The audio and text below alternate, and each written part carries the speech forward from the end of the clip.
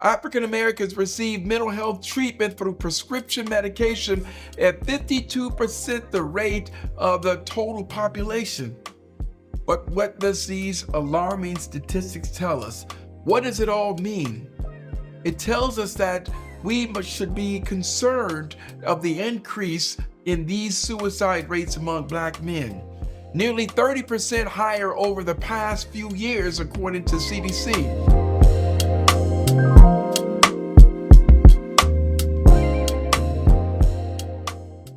What's up, family? And welcome back to the Dr. Geo White Show. Now listen, as you know, this is not your average podcast. Around here, we talk about real life issues, real life circumstances, and real life conditions that many of us are dealing with. From relationships, fatherhood, the purpose, all these things make us laugh, make us love, and sometimes will even make us lose our mind. So grab a glass, pull up a chair. Let's have one of those real conversations, the kind of conversations that we all need to listen to and hear. So let's get into it. Today, I pause to reflect on loss, on mental health, and what it means to truly check in on one another. The sports world was recently shaken by the death of Marshawn Kneeland, a 24-year-old defensive linebacker for the Dallas Cowboys, who died of apparent suicide after a tragic incident in Frisco, Texas.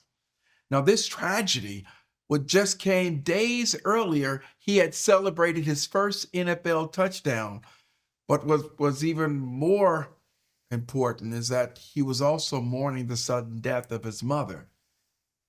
Now, these stories remind us that behind the fame and the jerseys and the flashing cameras and all the media attention, there is a human being carrying a pain that many of us, if we're honest about it, we may never really see.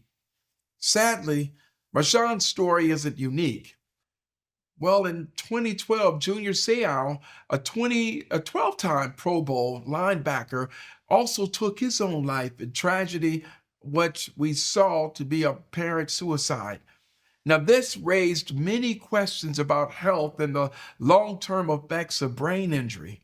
And earlier this year, former Bengals running back Rudy Johnson also died by apparent suicide at just the age of 45 years old.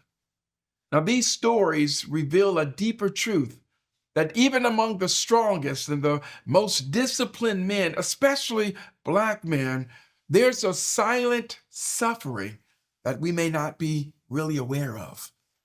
So what does this all mean? If you really pause and just begin to think about what we're seeing, well, according to the National Institute of Mental Health and what they found in their studies, that the U.S. suicide rate for men in 2023 was about 22.8 per 100,000.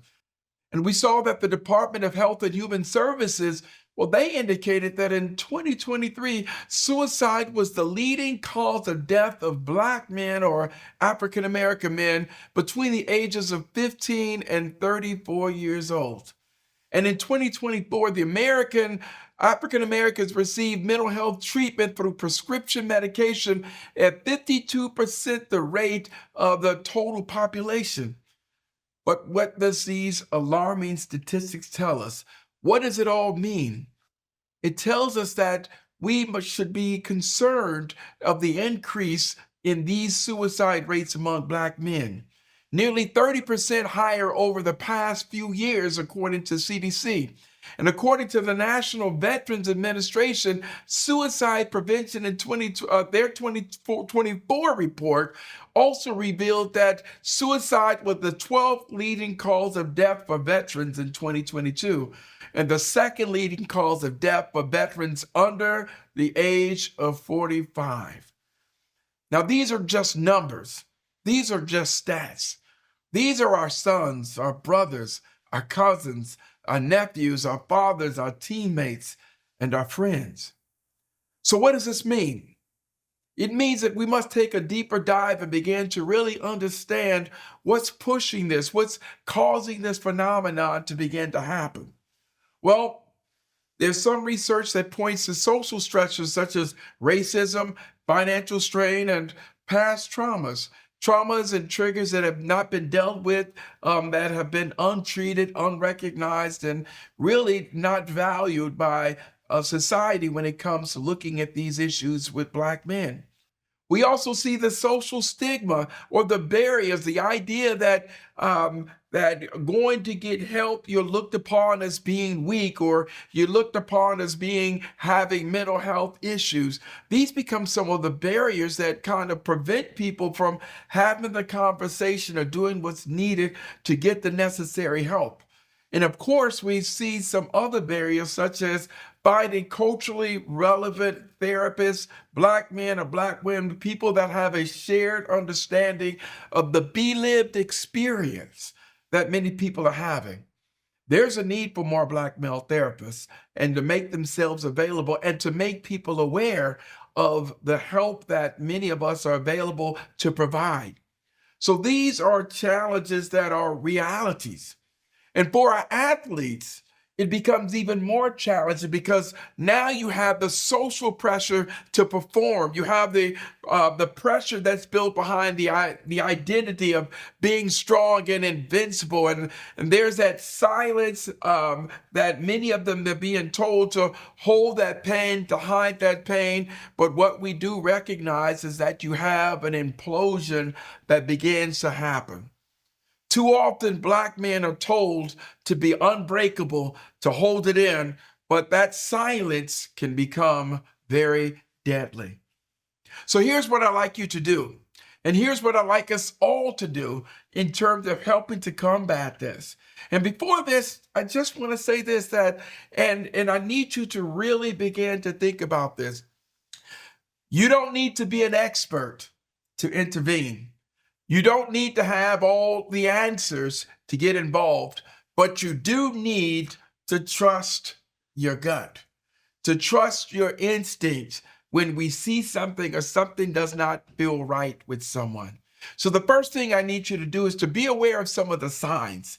Number one, if you have friends in your circle who are now becoming withdrawn, feeling hopeless, or talking about being a burden to other people, or even if you began to see a sudden mood change, or in some instances, people even getting to the point of giving things away, and you'll also begin to notice, for example, an increased use in substance abuse or reckless behavior, that becomes a sign that you're seeing, especially in someone you know, that something may not be right.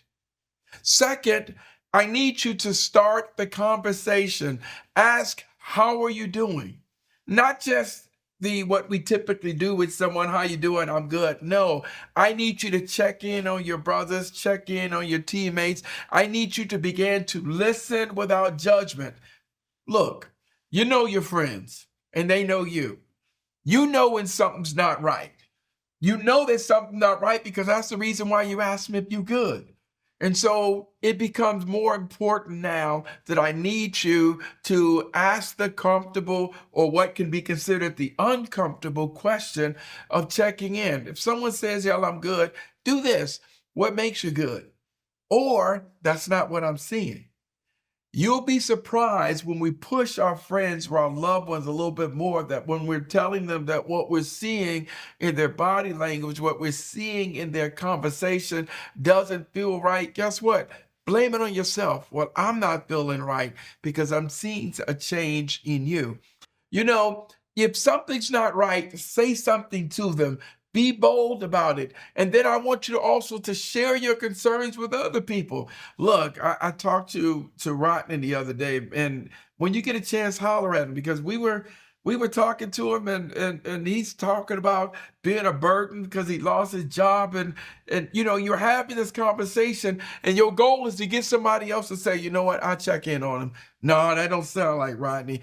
Push the issue, push the envelope. Because I'm going to tell you, one of the most painful things that happens for survivors of a loved one that's committed suicide is when we hear them say, I knew something was not right. I knew I should have said something. I knew I should have done something. The bargaining that takes place in what Kubler-Ross referred to in the grief model, that when we go through it and we start trying to think about the things that we should have done or we could have done, I want you to remove that, because I want you to be intentional and purposeful of checking in someone.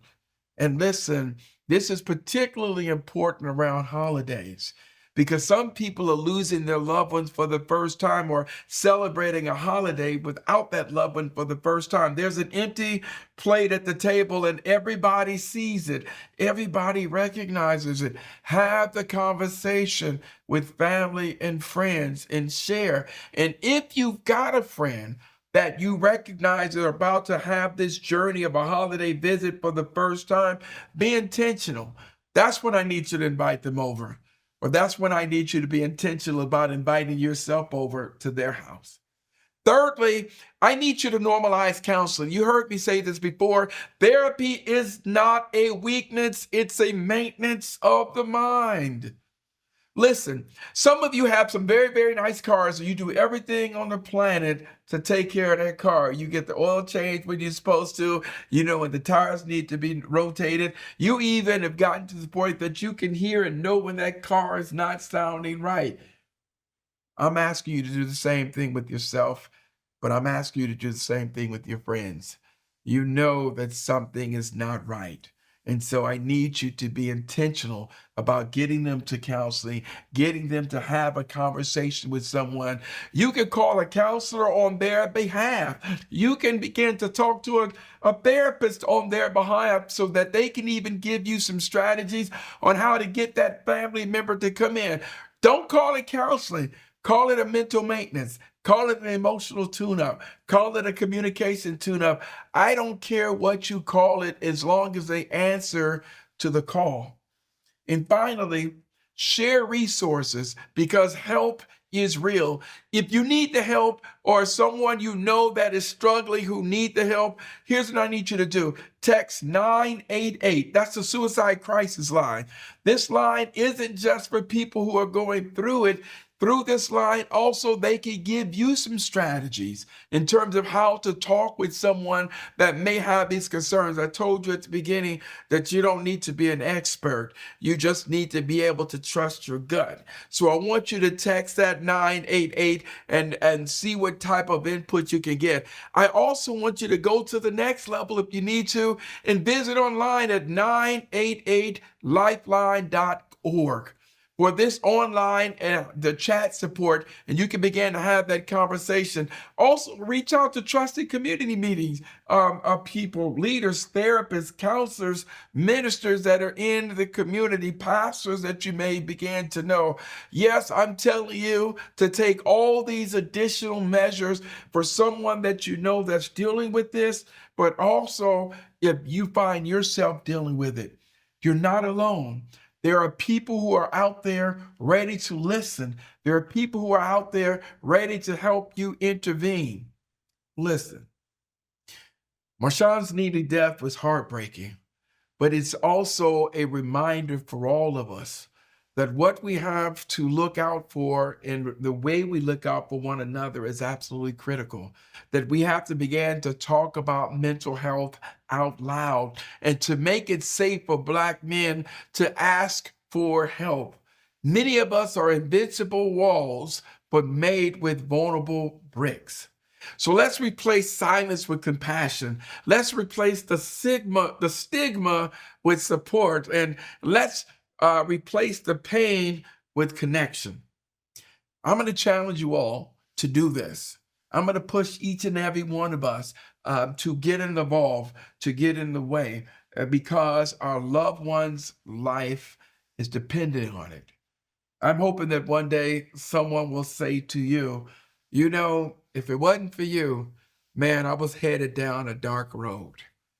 I want them to know that at the end of that path, there are you standing to turn them around and to redirect them and walk with them one-on-one if that needs to take place. I'm Dr. Gary O. White, reminding you that you're not alone no matter what. Help is here, and share this message with other people.